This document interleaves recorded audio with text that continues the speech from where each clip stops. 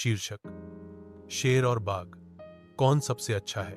चांदनी रात थी, अफ्रीका के सवाना पर छाई हुई।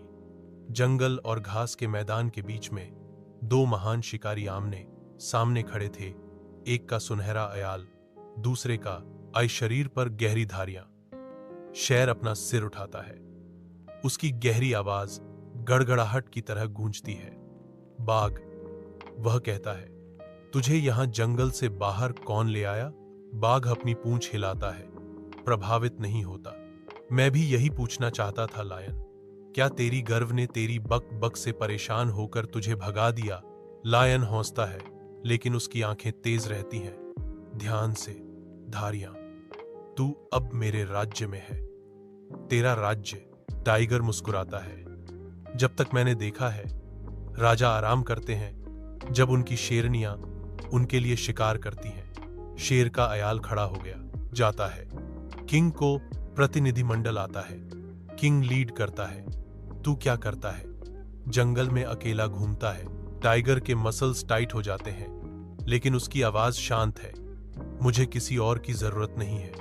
औरत नहीं, मैं शिकारी हूं, जंगल का भूत। और तू बस दिखावा है। शेर दहाड़ता है, कम से कम मेरे पास परिवार है। तू अकेला मर जाएगा, जंगल में कोई याद भी नहीं रखेगा। दोनों के बीच सन्नाटा छा जाता है। हवा में घास सरसराहती है। फिर लब मुझसे, शेर चुनौती देता है।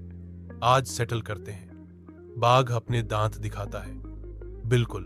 दोनों घेरा का आर्टिहेन, पंजे बाहर, आंखें लॉक। तभी बैंग, बंदूक की आवाज रात को काट देती है। दोनों जम जाते हैं। इंसान, टाइगर फुफकारता है। शिकारी, शेर सहमत होता है। एक पल के लिए दोनों हिचकिचाते हैं, फिर बिना कुछ कहे वे एक दूसरे की जगह खतरे की ओर मड़ते हैं। शेर घास में घिसता है, उसका सुनहरा कोट सूखी घास के साथ मिल जाता है। बाघ छाया में घुल जाता है, धारियां उसे अदृश्य बना देती हैं। अब शिकार शुरू हुआ है। सुबह होने को आती है। शिकारियों ने उन्हें आते नहीं देखा।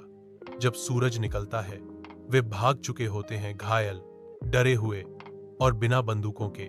जंगल के किनारे शेर और बाघ फिर खड़े होते हैं। दर्द, सांस तेज चलती है। बुरा नहीं था, जंगल के शेर के लिए।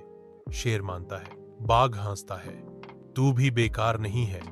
दोनों एक दूसरे को देखते हैं। प्रतिद्वंद्विता खत्म नहीं हुई, लेकिन अब उम्मीद है। एक आखिरी सिर हिलाने के साथ बाघ मुड़ता है और जंगल में गायब हो जाता है। शेर उसे जाते हुए देखता है, फिर अपना सिर उठाकर दहाड़ता है। एक चुनौती, एक अलविदा, एक वादा, कुछ करो या। जंगल से एक गहरी दहाड़ का जवाब आता है, और जंगल वैसा ही रहता है, दो राजाओं का घर।